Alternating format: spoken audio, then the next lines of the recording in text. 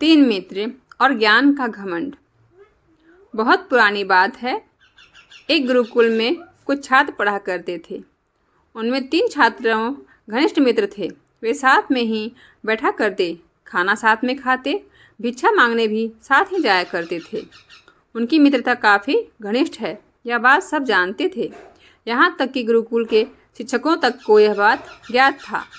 इसीलिए शिक्षक ने उन तीनों को भिक्षा मांगने के लिए एक साथ ही भेजा करते थे। उन तीन मित्रों में दो पढ़ने में काफ़ी होशियार थे, लेकिन एक पढ़ने में थोड़ा सा कमज़ोर था, किंतु वह व्यवहार में चतुर था।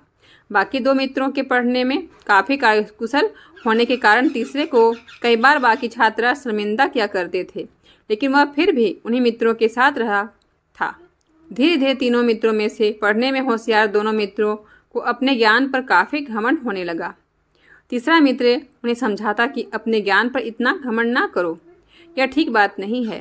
घमंड करने वाले का अंत सदैव बुरा होता है। लेकिन विद्या और ज्ञान के घमंड में चूर दोनों मित्रों ने अपने तीसरे मित्र की बात ना मानी और उनका अहंकार दिनों पर दिन बढ़ता ही चला गया। अब तो वह अन्य सहपाठियों के साथ साथ कुछ गुरुजनों के भी अपमान करने लगे। इन हरकतों पर उनके तीसरे मित्र ने बहुत समझाया, पर वे ना माने। एक बार तीनों मित्र एक गांव में भिक्षा लेने गए तो वापस आते हुए शाम हो गई। अब उन्हें वापस आने गुरुकुल जाना था, लेकिन वह दूर थे।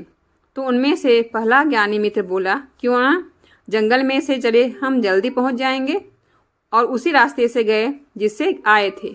तो पहुंचते पहुंचते रात हो गई। दूसरे ज्ञानी दोस्त ने भी कहा, हाँ मैं हाँ मिला दी। तो तीसरे ने कहा कि जंगल में बहुत सी जंगली जानवर रहते हैं, वहाँ से जाना ठीक ना होगा। हम जहाँ से आए हैं वहीं से जाते हैं, वहीं सही रास्ता है। लेकिन उसके बाकी ज्ञानी और विधा के घमंड में चूर मित्रों ने तीसरे की एक ना मानी और जंगल के रास्ते से चल पड़े। मजबूरी में तीसरे दोस्तों को भी उनके साथ चलना पड़ा। चलते चलते वह घने जंगल में जा पहुँचे। काफ़ी देर चलते हुए भी गए थे, अतः उन्होंने थोड़ा आराम करने की सोची और एक गुफा के समीप बड़े पत्थर पर बैठ गए। तभी उनमें से ज्ञानी मित्र की नज़र एक हाड़ पिंजर पर पड़ी। वह हड्डियाँ काफ़ी पुरानी और सड़ी गली सी थी। उन्हें देखकर वह बोला कि ओह, लगता है इसे किसी जानवर ने खाया है। इसके लिए प्राण चले गए। मैं चाहूँ तो इसे अपनी विदा से इसके शरीर को पहले जैसा कर सकता हूँ, लेकिन फिर भी मैं इसे जिंदा नहीं कर पाऊंगा। यह सुन दूसरा ज्ञानी दोस्त हंसा और बोला, बस इतना ही, मैं तो इनमें भी प्राण फूंक सकता हूँ। यह सुन तीसरा दोस्त बोला, गलती से भी ऐसा ना करना, मुझे तो इसके दांत देखकर ही कोई शिकारी जानवर जान पड़ता है। यह सुन बाकी मित्र हंसने लगे और उनमें से एक बोला, तू सदैव मूर्ख ही रहेगा, तुम उसकी चिंता ना करो। अगर यह कोई जंगली जानवर हुआ भी तो क्या, अगर मैं प्राण डाल सकता हूँ तो निकाल भी सकता हूँ, तुम इसकी चिंता ना करो।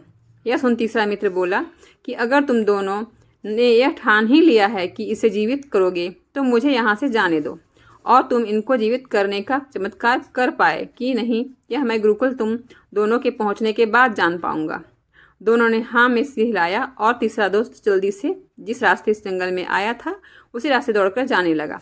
यह देख दोनों ज्ञान के घमंड में चूर मित्र उसे देखकर हंसने लगे, लेकिन तीसरे मित्र ने ना आओ देखा ना ताओ, और वह तेज भागता ही चला गया। दोनों मित्र ने हंसना बंद किया और पहले ने दूसरे से कहा कि जल्दी इसमें जान फूको, फिर हमें अपने बेवकूफ़ मित्र से पहले गुरुकुल भी पहुंचना है। दूसरे मित्र ने मंत्र पढ़ना चालू किया और हड्डियों में खाल चढ़ने लगी और जान आने लगी। उन हड्डियों ने एक विशालकाय शेर का रूप ले लिया। यह देख दोनों ही मित्रों की गिग्गी बंध गई। इसमें पहले ही वह कुछ कर पाता शेर ने मंत्र पढ़ने वाले मित्र को खा लिया और दूसरे की तरफ झपटा, जिसमें वह बुरी तरह घायल हो गया। शेर ने दोनों ही मित्रों को अपना आहार बना लिया और तीसरा मित्र अगले दिन अपने गुरुकुल पहुंचा, जहां जाकर उसने सब बताया। सब ही गुरुजन समझ गए कि ज़्यादा ज्ञान के वशीभूत होकर ही दोनों ने अपने प्राण गंवा दिए। इस कहानी से हमें यह शिक्षा मिलती है कि ज्ञान के घमंड में चूर होकर व्यवहारिक समझ खो देने के विनाश ही होता है। इसीलिए ज्ञान का सदुपयोग करें, ना ही कि घमंड करें। कई बार हम ज्ञान तो प्राप्त कर लेते हैं, लेकिन समाज में रहने के लिए व्यवहारिक समझ को प्राप्त नहीं कर पाते। ज्ञान के साथ साथ सही गलत, अच्छे बुरे की समझ होना भी ज़रूरी है। दोस्तों, आशा करती हूँ आपको कहानी अच्छी लगी होगी, तो लाइक करें, शेयर करें और कमेंट करके अपनी राय ज़रूर दें। और मेरे YouTube चैनल पर पहली बार आए हैं तो सब्सक्राइब ज़रूर करें। धन्यवाद।